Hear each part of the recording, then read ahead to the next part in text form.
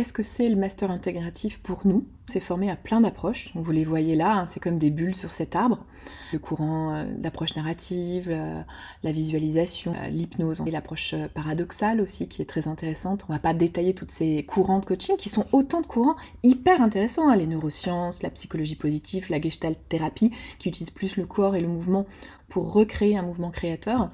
On a fait des lives d'ailleurs, vous pouvez vous abonner sur la chaîne YouTube si vous voulez voir les autres thématiques. On parle souvent de systémique ou d'AT ou d'autres choses.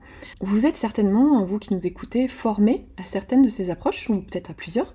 Et nous, en fait, on prône une autre approche, c'est-à-dire un coach qui se sent légitime, c'est un coach intégratif, c'est-à-dire qu'il a un tronc d'arbre, et même des racines, qui lui permet d'avoir conscience de ces différentes branches, plutôt que d'avoir, vous voyez, comme sur le côté, je me suis formée à l'AT, la PNL, le machin.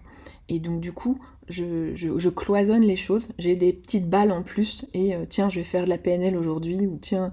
Et ça vous permet pas d'avoir une vision holistique de votre client, ça vous cloisonne dans des applications de méthodes. Et là, nous, on veut combiner stratégiquement différentes approches, donc et effectivement, il y a des approches qui peuvent se combiner, il y en a qui sont plus antagonistes que d'autres, mais ce qui est intéressant, c'est d'avoir conscience de l'essence, du cœur de chacune de ces bulles, je vais le dire comme ça, de la trame de la branche d'arbre qui amène à ça, pour savoir à quel moment j'utilise quoi, avec quel client, et à quel moment je peux utiliser peut-être un peu de coaching de performance, parce que le client il est dans le défi, le challenge, et ça lui parle, et en même temps utiliser la visualisation, ou utiliser de l'approche corporelle, et une approche systémique, ou autre chose encore. Vous voyez là, c'est pas une vision figée de l'arbre, d'accord? Il faut le voir en 3D, faut faire bouger les bulles aussi en fonction de vos connaissances sur ces courants de coaching. Nous, on utilise tout ça, et surtout on vous dit pourquoi, à travers certaines démos, qu'on utilise plutôt ça ou ça, parce qu'on a détecté que là, le mouvement corporel